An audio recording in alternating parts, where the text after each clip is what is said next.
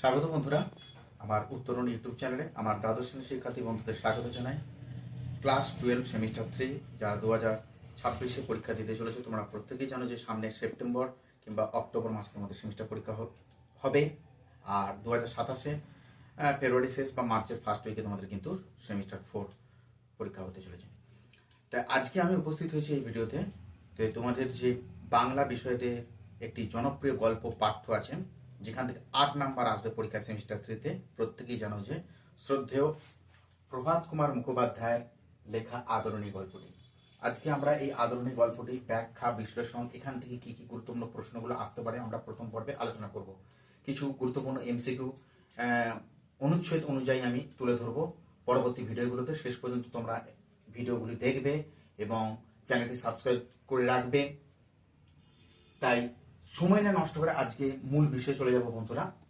শ্রদ্ধেয় প্রভাত কুমার মুখোপাধ্যায় হচ্ছেন রবীন্দ্র সমসাময়িক বাংলা সাহিত্যে ছোট গল্পকার জগতে একজন চিরস্মরণীয় পুরুষ বা ছোট গল্পকার। তিনি একবার নয়, একাধিকবার, বহুবার বাংলা সাহিত্যকে নানাভাবে, নানা রচনায়, নানা উপন্যাসে, নানা গল্প গ্রন্থ দিয়ে উনি সমৃদ্ধ করেছেন 1873 সাল থেকে 1932 সাল পর্যন্ত। 59 বছর বয়স কর্মজীবনে, সাহিত্য জীবনে তিনি নিরলস পরিশ্রম করে গেছেন। তিনি কখনো আটপৌরে সাধারণ মানুষের জীবনযাপনকে সহজ সরল বিশ্বস্ততার সঙ্গে পাঠক সমাজের সামনে তুলে ধরেছেন। কখন অনাবিল পল্লী সমাজের আনন্দ বেদনা, কখনো করুণ রসের মাধ্যমে, কখনো শান্ত রসের মাধ্যমে, কখনো সিঙ্গা রসের মাধ্যমে তুলে ধরেছেন। আবার কখনো একান্নবর্তী পরিবারের যে দিনযাপন সেটাকেও কখনো তুলে ধরেছেন। আবার কখনো উনি পশু এবং মানুষের মধ্যে যে সখ্যতা, সেই সখ্যতাটা করুণ রসের মাধ্যমে উনি কখনো তুলে ধরেছেন। তাই আদরণী গল্প হলো একটি মানুষ ও পশুর মধ্যে যে সখ্যতা, যে ভালোবাসা, সেই একটি জনপ্রিয় দলিল, একটি চিরস্মরণীয় গল্প হচ্ছে আদরণী। যেখানে আদরণী নামে একটি মাদি বা হস্তিনী, যে মনুষ্যত্বর প্রাণী হয়েও ভালোবাসার গুণে, ভালোবাসার বিনিময়ে মুখুজ্জ পরিবারের অর্থাৎ জয়রাম মুখুজ্জ পরিবারের যে একজন আদরণী মেয়েতে রূপান্তরিত হয়েছিল, তারই এক সুন্দর করুণ কাহিনী কিন্তু আমরা এই গল্পে আমরা জানতে পারবো বন্ধুরা। তাই সময় না নষ্ট করে শেষ পর্যন্ত ভিডিওটি অবশ্যই দেখবে এবং পরবর্তী পর্বগুলোতে আমি আদরণী থেকে কিছু কিছু গুরুত্বপূর্ণ প্রশ্ন তোমাদের মাঝখানে নিয়ে আসবো। তাই আজকের যে বিষয়টি আমরা আলোচনা করব, দেখতে পাচ্ছ, প্রথমে দেখে নাও যে উৎস হচ্ছে আদরণী গল্পটির উৎস হচ্ছে গল্পাঞ্জলি গল্প গ্রন্থ থেকে নেওয়া হয়েছে। তাহলে এখান থেকে যদি এমসিকিউ করে যে আদরণী প্রভাত কুমার মুখোপাধ্যায় বিরচিত যে আদরণী গল্পটি, এটি কোন গল্প গ্রন্থ থেকে নেওয়া হয়েছে, মনে রাখবে যে গল্পাঞ্জলি গল্প গ্রন্থ থেকে নেওয়া হয়েছে। বলে রাখি যে শ্রদ্ধেয় প্রভাত কুমার মুখোপাধ্যায় তার সাহিত্য জীবনে প্রায় 12টি গল্প গ্রন্থ লিখেছিলেন। তার প্রথম গল্প গ্রন্থ হচ্ছে নবকথা, তার মধ্যে একটি অন্যতম হলো গল্পাঞ্জলি। সেই গল্পাঞ্জলির মধ্যে একটি আদরণী গল্পটি আছে। প্রথম প্রকাশকাল, গল্পটি প্রথম প্রকাশ হয় কিন্তু 1320 বঙ্গাব্দে, সেটা হচ্ছে সাহিত্য পত্রিকায় প্রথম। এটি কিন্তু ভাদ্র সংখ্যায় প্রকাশিত হয়। পত্রিকাগুলো আমরা জানি সেটা যে দৈনিক বা মাসিক বা বার্ষিক। তাহলে এখানে মনে রাখবে সাহিত্য পত্রিকায় ভাদ্র সংখ্যায় কিন্তু গল্পটি প্রথম প্রকাশিত হয়। সেটা হচ্ছে কত খ্রিস্টাব্দে না 1320 বঙ্গাব্দে প্রথম প্রকাশিত হয় সাহিত্য পত্রিকায়। পরিচ্ছেদ সংখ্যা, এই আদরণী গল্পটি 7টি পরিচ্ছেদে, 7টি বিভাগে বিভক্ত। সেটি মনে রাখবে কটি পরিচ্ছেদ আছে না 7টি। তারপরে হচ্ছে অনুচ্ছেদ সংখ্যা, এগুলো অবশ্যই বন্ধুরা অবশ্যই দেখবে। অনুচ্ছেদ সংখ্যা কটি? 71টি। ভিভিয়া, এটি কিন্তু খুবই গুরুত্বপূর্ণ। তাহলে পরিচ্ছেদ কটি পেলাম আমরা? 7টি পরিচ্ছেদ পেলাম। কত সালে প্রকাশিত হয়েছিল না 1320 বঙ্গাব্দে প্রকাশিত হয়েছিল। কোন পত্রিকা প্রথম প্রকাশিত হয়েছিল? সাহিত্য পত্রিকা প্রথম প্রকাশিত হয়েছিল। কোন সংখ্যায় প্রথম প্রকাশিত হয়েছিল না ভাদ্র সংখ্যায় প্রথম প্রকাশিত হয়েছিল। এই উৎসবই বা কোন গল্পগ্রন্থ থেকে নেওয়া হয়েছে মনে রাখবে, সেটা হচ্ছে গল্পাঞ্জলি। তাহলে আমি বলে রাখি যে প্রভাত কুমার মুখোপাধ্যায় মোট 12টি গল্পগ্রন্থ লিখেছিলেন। তার মধ্যে প্রথম গল্পগ্রন্থ হচ্ছে নবকথা এবং গল্পাঞ্জলি হচ্ছে একটি অন্যতম জনপ্রিয় গল্পগ্রন্থ। আচ্ছা, অনুচ্ছেদ সংখ্যা মনে রাখবে। আধুনিক গল্পে অনুচ্ছেদ সংখ্যা তোমরা টেক্সট বই যখন পড়বে তখন অনুচ্ছেদটা দেখে নেবে। 71টি আছে এবং পরিচ্ছেদ কটি? 7টি। গল্পরস, দেখো প্রত্যেকটা আমাদের সাহিত্য কাব্য বা গল্পে গল্পরস একটা মুখ্য। রস ছাড়া সেটা প্রাণহীন। তাই এখানেও কিন্তু আমরা এই আধুনিক গল্পের মধ্যে আমরা প্রথম পর্বে দেখতে পাচ্ছি কি রৌদ্র রস, তারপরে কি দেখতে পাচ্ছি আমরা করুণ রস। রৌদ্র রসটা কিভাবে দেখতে পাচ্ছ, সেখানে জয়রাম মুখুজ্জে, নগেন ডাক্তার, কুঞ্জু বিহারীকে নিমন্ত্রণ করা হয়েছে, কিন্তু হাতির অভাবের জন্য তারা যাবে না, এবং জমিদারকে তারা নরেশচন্দ্র রায়চৌধুরীকে চিঠি লেখেন যে একটা হাতি পাঠান তবে আমরা যাবো, কিন্তু এখানে হাতি পাঠাবে না সে জানিয়ে দিল জমিদার। তো শেষ পর্যন্ত 2000 টাকার বিনিময়ে জয়রাম মুখুজ্জে একটা হাতি কিনে ফেলেন। এর মধ্যে যে একটা রৌদ্র ভাব, সেই রৌদ্র রসটা এখানে তুলে ধরা হয়েছে প্রথম পর্বে। দ্বিতীয় পর্বে আমরা দেখছি যে একটি হস্তিনী যাকে কিনেছিল 2000 টাকার বিনিময়ে জয়রাম মুখুজ্জে, সেই হস্তিনীকে কখনো টাকার অভাবে, সম্পত্তির অভাবে নাতনির বিয়ে দেওয়ার জন্য, কল্যাণীর বিয়ে দেওয়ার জন্য তাকে দুবার হাটেতে বিক্রি করার সিদ্ধান্ত নেওয়া হয়। শেষ বারের মতো বিক্রি করতে যাওয়ার সময় তার পেটে যন্ত্রণাতে মারা যায়। তারপরে এই প্রিয় শখের মৃত্যুর পরেই জয়রাম মুখুজ্জের কিন্তু 2 মাস পর মৃত্যু। এখানে আমরা কি দেখতে পাচ্ছি, এটা করুণ রস। এই রসটা কিন্তু খুব ইম্পর্টেন্ট। তাহলে এখানের মধ্যে এমসিকিউ আসতে পারে যে আধুনিক গল্পের গল্প রসগুলো কি কি, একটু মনে রাখবে, রৌদ্র রস এবং করুণ রস। গল্পে ব্যবহৃত যানবাহন, এটা খুবই কিন্তু গুরুত্বপূর্ণ বন্ধুরা। প্রশ্নগুলো খুবই খুঁটে খুঁটে তৈরি করা হয়েছে তোমার জন্য। আমরা গল্পের মধ্যে কি কি দেখতে পাচ্ছি, আমরা ঘোড়ার গাড়ির কথা জানতে পারছি, আমরা সেখানে গরুর গাড়ির কথা জানতে পারি, আমরা হাতির কথা পাচ্ছি, আমরা নৌকার কথা পাচ্ছি, এবং আরেকটা বলে রাখি বন্ধুরা, সেখানে পালকির কথাও আছে কিন্তু। তাহলে গল্পে ব্যবহৃত যানবাহনগুলো কি কি, না ঘোড়ার গাড়ি, গরুর গাড়ি, হাতি এবং নৌকা। আচ্ছা, গল্পে ব্যবহৃত খেলা, আমরা কি কি খেলা দেখতে পাচ্ছি।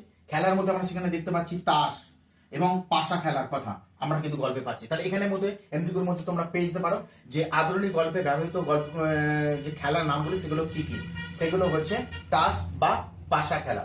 এবং গল্পে ব্যবহৃত যানবাহনগুলোর নাম কি, ঘোড়ার গাড়ি, গরুর গাড়ি, হাতি, নৌকা এবং পালকির কথাও কিন্তু আছে। এই জায়গাগুলো আমাদেরকে একটু ভালো করে দেখে যেতে হবে। শেষের যে বিষয়টি আমি পয়েন্টে তুলে ধরছি, গল্পে ব্যবহৃত আইন বিষয়ক কিছু শব্দ। আধুনিক গল্পেতে তোমরা কিছু আইন বিশেষজ্ঞ শব্দগুলো পাবে, সেই শব্দগুলো তুলে দিতে পারে যে কি ধরনের শব্দ এটা। সেখানে এজলাস শব্দটা পাবে তোমরা। এজলাস মানে হচ্ছে বিচারালয়, আদালতকে বোঝানো হচ্ছে। মোক্তার আইনজ্ঞ প্রতিনিধি বা মামলা চালানোর জন্য নিযুক্ত কর্মচারী। উকিল মানে অ্যাডভোকেট, যারা মোক্তারের হয়ে আদালতে আইন বা মামলা চালিয়ে যান বা লড়াই করেন। কোর্ট, এখানে আমরা গ্রন্থের মধ্যে হাইকোর্ট, জেলা কোর্টের কথা আমরা পাচ্ছি। পেশকার মানে হচ্ছে বলে রাখি যিনি বিচারপতিকে বা জজের কাছে কাগজপত্র উনি বা তথ্য পেশ করেন এবং সেগুলোকে সংরক্ষণ করে রাখেন, তাকে আমরা পেশকার বলি। মোকদ্দমা হচ্ছে মামলা, এবং জজ সাহেব হচ্ছে যিনি প্রধান বিচারপতি। কাছারি, সেটাও বিচারালয়। দায়রা মানে হচ্ছে ফৌজদারি কোর্টকে বলা হয়। এসএসআর, সেটাও মানে হচ্ছে যিনি বিচারপতিকে পরামর্শ দেন, হ্যাঁ, তিনি হচ্ছেন কিন্তু এসএসআর। আর সামলা হচ্ছে উকিলরা যে সমস্ত তৎকালীন যুগে যে শাল জাতীয় জিনিসকে পাগড়ির আকারে মাথায় যে ধারণ করতেন, সেই পোশাকটাকে, উকিলদের পোশাকটাকে আমরা সামলা বলি। হাকিম, হাকিম আমরা শুনেছি। মক্কেল, মক্কেল মানে হচ্ছে যারা বিচারের আসার জন্য কোনো উকিল বা মোক্তারের সাহায্য প্রার্থী হয় তাদেরকে আমরা মক্কেল বলি। এই শব্দগুলো কিন্তু আমাদের কিন্তু এখানে জানতে হবে। তাহলে এখান থেকে অনেক কিছু বিষয় আমরা এখান থেকে জানতে পারলাম। তারপরে আমরা চলে যাব আধুনিক গল্পের চরিত্রলিপিগুলো তুলে ধরবো। চলে এলাম বন্ধুরা, এবার গুরুত্বপূর্ণ বিষয় আমরা তুলে ধরছি, ছোট ছোট বিষয়গুলো। সেটা কি, আধুনিক গল্পের চরিত্রলিপি।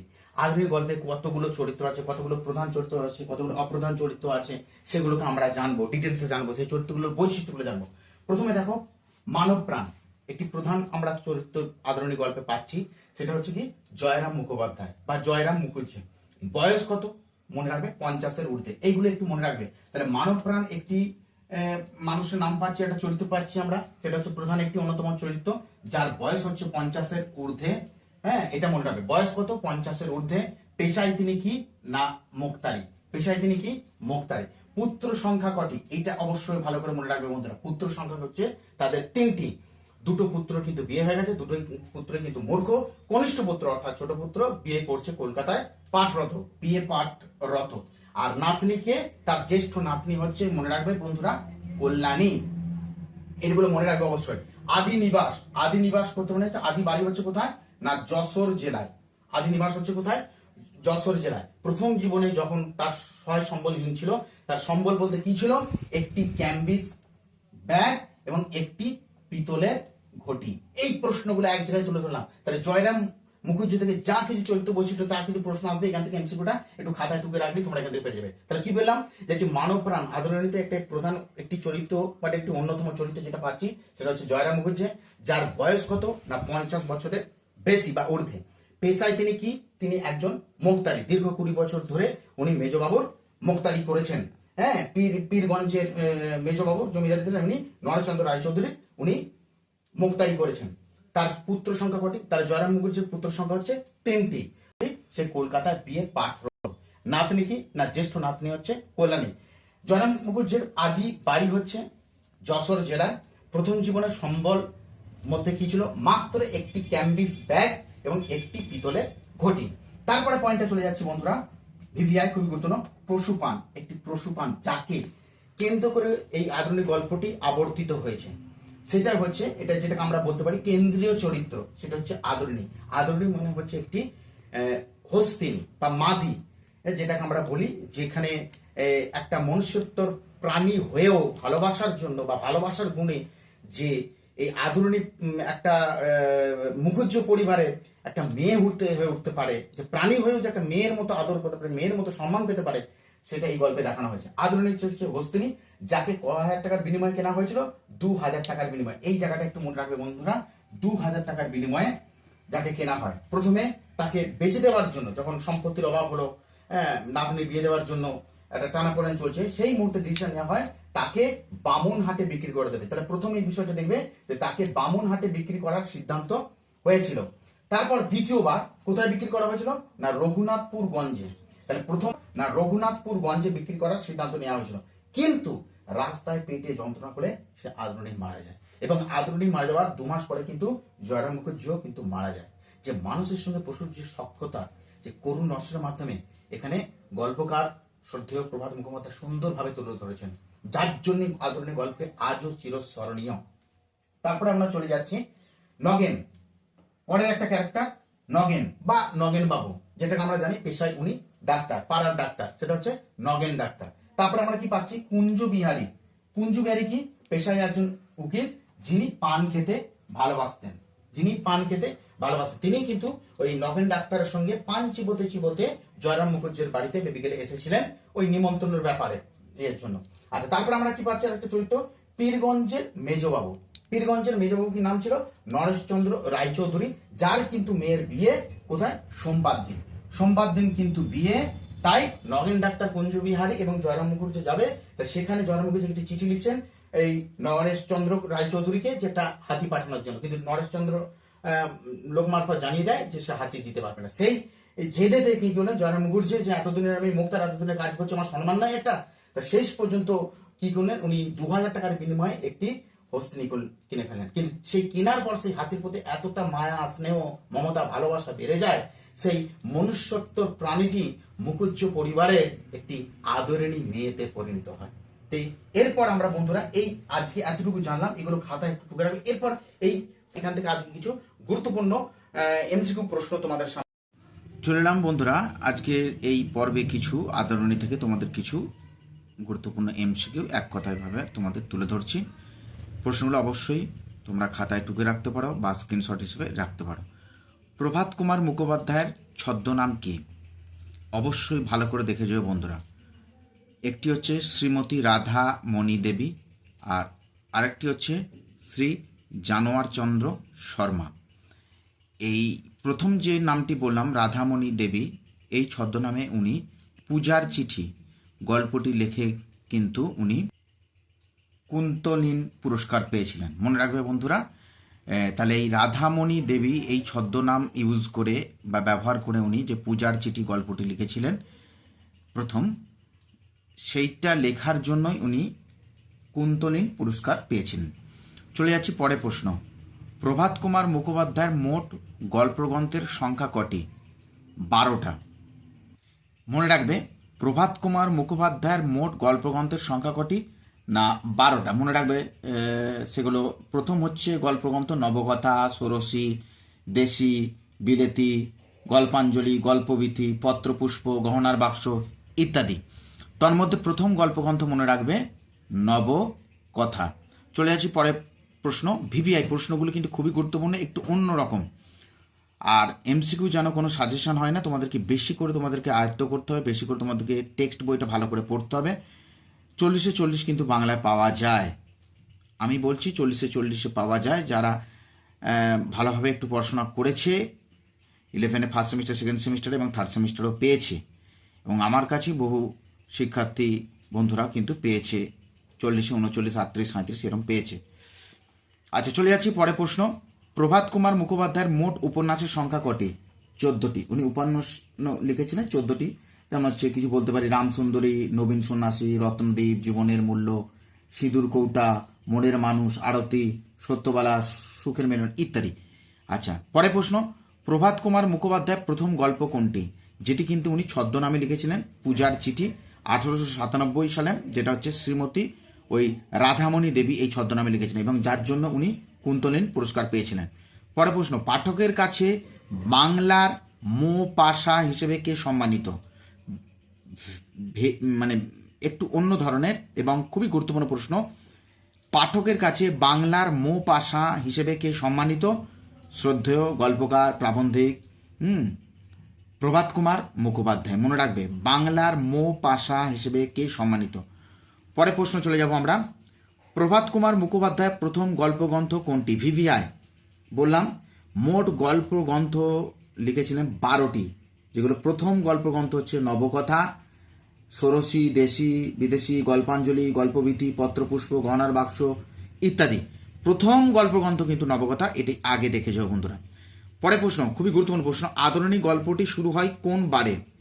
আদরণী গল্পটি শুরু হয় কোন বারে? উত্তর শনিবার।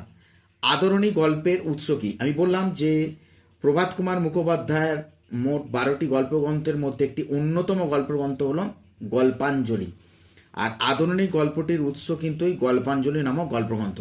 আদরণী গল্পটি কিন্তু ওই প্রভাত কুমার মুখোপাধ্যায়ের একটি অন্যতম জনপ্রিয় গল্পগ্রন্থ গল্পাঞ্জলি নামক গল্পগ্রন্থ থেকে নেওয়া হয়েছে।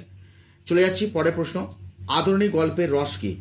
দেখো, গল্পের রস একটা কিন্তু গল্পের একটা প্রধান, পাঠককে মনোরঞ্জিত করে। রসহীন মানে গল্প প্রাণহীন। তাই আমরা জানি যে সাহিত্যে বা কাব্যে গল্পে কিন্তু রস বিভিন্ন রকম, কখনো সিঙ্গার, শান্ত, করুণ, বিভৎস, বীর। হ্যাঁ, এখানে কিন্তু আদরণী গল্পের দুটি রস লক্ষ্য করা যায়। প্রথম পর্বে কিন্তু রৌদ্র রস দেখতে পাবে, যে মেজবাবু যে হাতি পাঠালেন না, মেজবাবু যে হাতি পাঠালেন না, তার জন্য জয়রামবাবু একটি অভিমান করেন, তার জন্য সে 2000 টাকার বিনিময়ে আদরণী মানে একটি হস্তিনী কিনে ফেলেন। তো এখানে আমরা একটা রৌদ্র রস দেখতে পাচ্ছি। আর শেষের দিকটা আমরা দ্বিতীয় পর্বে কি দেখতে পাচ্ছি? করুণ রস, যেখানে আদরণী পেটের যন্ত্রণায়, যেখানে বিক্রি করে দেওয়া হচ্ছে, তার পেটের যন্ত্রণায় তার মৃত্যু হচ্ছে, আদরণীর মৃত্যুর পরেই 2 মাস পরেই কিন্তু জয়রাম বাবুর মৃত্যু হয়। এইগুলো কিন্তু আবার করুণ রস একটু আমরা লক্ষ্য করছি। তাহলে আদরণী গল্পের রস কি? 2 রকম, একটা হচ্ছে রৌদ্র রস আর একটা হচ্ছে করুণ রস। চলে যাবো পরের প্রশ্ন, আদরণী রচনাটি কোন গোত্রের অন্তর্ভুক্ত? গোত্র, এই কথাগুলো কিন্তু শব্দগুলো কিন্তু একটু ভালো করে তোমাদের দেখেছো, প্রশ্নটা কমনই পাবে কিন্তু এমন শব্দগুলো দিয়ে দেবে তোমাদের সেগুলো মাথায় আসবে না, সেই মুহূর্তে কিন্তু হড়বড় করে তোমরা অন্য উত্তর করে দিয়ে চলে আসবে। আদরণী রচনাটি কিন্তু ছোট গল্প, প্রভাত কুমার মুখোপাধ্যায়ের কিন্তু অন্যতম একটি ছোট গল্প। আদরণী গল্পটি মোট কটি পরিচ্ছেদে বিভক্ত? ভিভিআই 7টি পরিচ্ছেদে। পরিচ্ছেদগুলো আমরা এর পরের দিন আস্তে আস্তে আলোচনা করে দেবো, কোন পরিচ্ছেদে কি বিষয়গুলো আলোচনা হচ্ছে এটা তোমাদেরকে খাতায় টুকে তোমাদেরকে দেখে যেতে হবে। কোনো একটি বিষয় তুলে দেবো, যেটি কি আধুনিক গল্পে কোন পরিচ্ছেদে লক্ষ্য করো, দ্বিতীয়, প্রথম না দ্বিতীয়, এরমভাবে দিতে পারে অপশনে। তো সেগুলো আমরা ডিটেলসে পরেও আমি তোমাদেরকে দিয়ে দেবো। আধুনিক গল্পটি মোট কটি পরিচ্ছেদে বিভক্ত? 7টি। আচ্ছা, পরে প্রশ্ন, আধুনিক গল্পটি প্রথম কোন পত্রিকায় প্রকাশিত হয়? সাহিত্য পত্রিকায়। মনে রাখবে, সাহিত্য পত্রিকায় প্রথম প্রকাশিত হয়। গল্পে ব্যবহৃত যানবাহনগুলি হলো, কিছুক্ষণ আগে আমি বোর্ডে যখন লিখেছিলাম বলেছিলাম, এখানে ঘোড়ার গাড়ি, গরুর গাড়ি, হাতি, নৌকা এবং পালকির কথাও কিন্তু উল্লেখ আছে। মনে রাখবে বন্ধুরা, গল্পে ব্যবহৃত যানবাহনগুলির মধ্যে ঘোড়ার গাড়ি অবশ্যই আছে, গরুর গাড়ি, হাতি, নৌকা এবং পালকির কথাও কিন্তু উল্লেখ আছে, একটু মনে রাখবে। আদরণী গল্পে ব্যবহৃত খেলার নাম, 2টি খেলার কথা উল্লেখ আছে, যেটা তাস, অপরটি হচ্ছে পাশা খেলা। আচ্ছা, মেজবাবু মেয়ের বিয়ে কী বারে? বোর্ডে কিছুক্ষণ আগেই আলোচনা করলাম আমরা, যেটা পীরগঞ্জে মেজবাবু, যেটা নরেশচন্দ্র রায়চৌধুরী, তার মেয়ে বিয়ে হচ্ছে কোন বারে? সোমবারে। 16 নম্বর প্রশ্ন, নগেন ডাক্তার ও কুঞ্জু বিহারী বাবু কখন জয়রাম মুক্তারের বাড়িতে প্রথম এসেছিলেন? হ্যাঁ, প্রশ্ন ভালো করে দেখে না। 16 নম্বর প্রশ্ন, নগেন ডাক্তার ও কুঞ্জু বিহারী বাবু কখন জয়রাম মুক্তারের বাড়িতে এসেছিলেন? বিকালে। নগেন ডাক্তার বলেছিলাম, নগেন বাবু যাকে বলা হয় পেশায় উনি ডাক্তার, আর কুঞ্জু বিহারী হচ্ছে উনি পেশায় উকিল, তিনি পান খেতে ভালোবাসতেন এবং পান চিপোতে চিপোতেই কিন্তু বিকেলবেলা এসেছিলেন জয়রাম বাবুর বাড়িতে। বাই কথাটি আছে দেখেছো, বাই শব্দটি এসেছে কোন শব্দ থেকে? হিন্দি শব্দ থেকে। পরবর্তীকালে সেটা বাইয়ের সঙ্গে জি শব্দটি যুক্ত হয় সম্মানার্থে, তাই বাইজি। বাইজি মানে এখানে আমরা সাধারণত নর্তকী বা গায়িকাকে বোঝায়। তারা সাধারণত বিভিন্ন জমিদার রাজবাড়িতে সাধারণত মেহফিলে তারা কি করতো, আগত অতিথিদের সামনে তারা একটা পারিশ্রমিকের বিনিময়ে তারা নাচ গান করে আনন্দ দান করতেন। আদরণী গল্পে কে পান চিবোতে চিবোতে জয়রাম মুক্তারের কাছে এসেছিলেন? কুঞ্জ বিহারী। তাহার তীব্র অভিমান উপস্থিত হয়। তাহার তীব্র অভিমান উপস্থিত হয় কার কি কারণে? জয়রাম বাবুর অন্তত অল্প কারণে। অপশনগুলো দিয়ে রাখবে এবং ভালো করে মুখস্থ করবে। ভাইরা বসো, এখানে কোথায় বসতে বলা হয়েছিল? ভাইরা বলতে এখানে নগেন ডাক্তার কুঞ্জ বিহারীকে বলা হয়েছিল এবং এই কথাটি বলেছিলেন কিন্তু জয়রাম মুখার্জি। এবং কোথায় বসতে বলা হয়েছিল? বেঞ্চিতে। তাহলে আজকে এই প্রথম পর্বে আমরা 20টি প্রশ্ন তোমাদেরকে তুলে ধরলাম। ভালো লাগলে অবশ্যই একটি লাইক এবং সাবস্ক্রাইব করে যাও। এবং এই সঙ্গে জানিয়ে রাখি, এই ইউটিউব চ্যানেলে কিন্তু আমাদের সংস্কৃত ব্যাকরণের ওপর ডিটেলসে ক্লাস দেওয়া হচ্ছে, সহজ সরলভাবে ব্যাকরণ বোঝানো হচ্ছে। পারলে তোমরা সেখানে গিয়ে দেখে নিও বন্ধুরা। ভালো থেকো, সুস্থ থেকো, চ্যানেলটি অবশ্যই সাবস্ক্রাইব করে রেখো। ধন্যবাদ।